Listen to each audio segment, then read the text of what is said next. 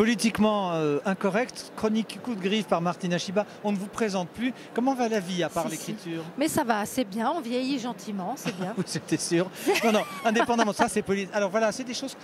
Le jeunisme, on en parle ici? Bien sûr, bien Oui. sûr. Enfin, on parle surtout de la difficulté du vieillisme, de l'âgisme, vous savez comment on dit maintenant. Oui. Donc, mais c'est pourtant... Mais on n'a plus le droit de parler d'âge, on a le droit de dire que senior maintenant. Oui. Donc ça, j'en parle beaucoup. Ouais. C'est oui, rigolo, c'est un thème assez mais c'est marrant, rigolo. c'est pour ça que vous partez là-dessus. Il y a un chapitre sur les jeunes, mais il y a un chapitre sur les vieux. Donc. Les vieux, donc c'est 35 ans? Non, 45? Non, les vieux, c'est vraiment vieux. C'est à partir de 50. Là, on est catalogué senior, vieux.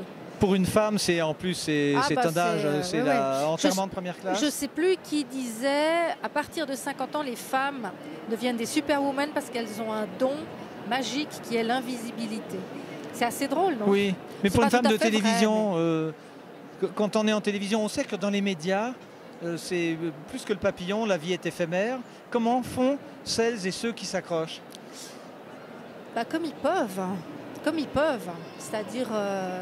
soit vous essayez de grimper dans les étages et de faire du management et de devenir chef, etc. C'est une des possibilités.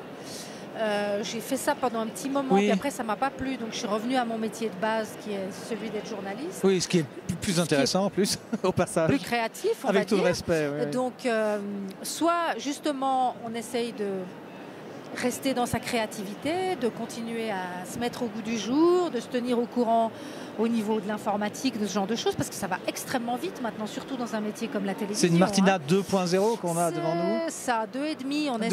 On essaye d'arriver à 3, mais disons que c'est pas simple. Oui. Soit on essaie de se diversifier, puis de se dire ok, il y a le travail, c'est une chose, mais la vie est ailleurs aussi, et puis d'avoir des activités à côté. Le ton...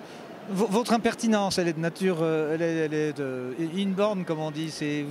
Vous avez toujours eu ce regard caustique sur les gens, sur les choses? Alors ça, c'est venu un petit peu après l'université, parce qu'à l'université, je suis encore quelqu'un d'assez sérieux. Oui. J'ai fait un mémoire sur André Gide, si vous le lisez, vous ne reconnaîtrez pas forcément la plume d'aujourd'hui. Non, mais la manière de le dire, c'est voilà. Vous, ça.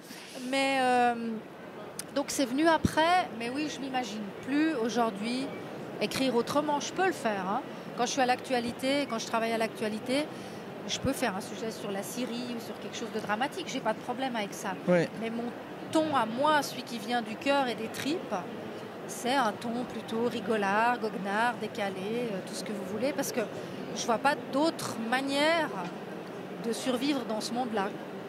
Une manière de survivre, c'est écrire pour essayer de... Ouais, ça a quelque chose de libératoire, ça a quelque chose de... C'est une espèce de catharsis, c'est une espèce de psy qu'on se fait à soi-même. Je trouve que c'est assez sympa. Puis si les gens se retrouvent un petit peu dans des chroniques qui sont quand même assez... On se retrouve à chaque page, hein, au passage.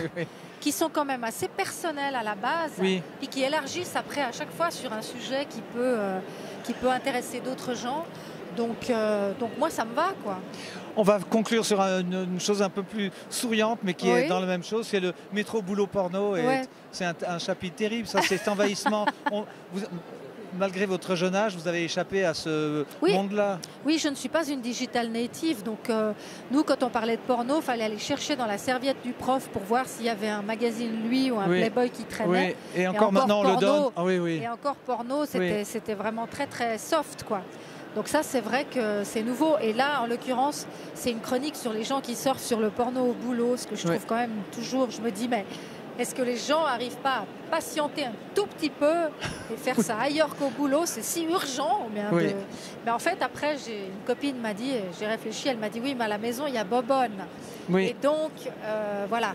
Et Bobonne, comme elle a passé 50 ans, elle est dans les seniors. Elle n'est pas contente si papy sort sur du porno, donc il est obligé de le faire au boulot. Enfin bref, voilà, c'est des réflexions un peu comme ça. Oui. Rien n'est très grave là-dedans, donc c'est toujours assez marrant. Donc je rappelle le titre de... C'est quoi, c'est un essai, on va dire chronique. C'est pas politiquement correct, c'est impolitiquement correct. Ça fait 2 fois que je fais l'erreur. Je suis politiquement incorrect parce que le titre est impolitiquement correct. Ça. Martina Schiba, toujours présente sur la RTS. Oui, je suis à l'actualité maintenant. On s'accroche, mais avec talent. On s'accroche. Avec talent, je ne sais pas, mais on s'accroche. Merci de nous recevoir. Merci à vous. Merci.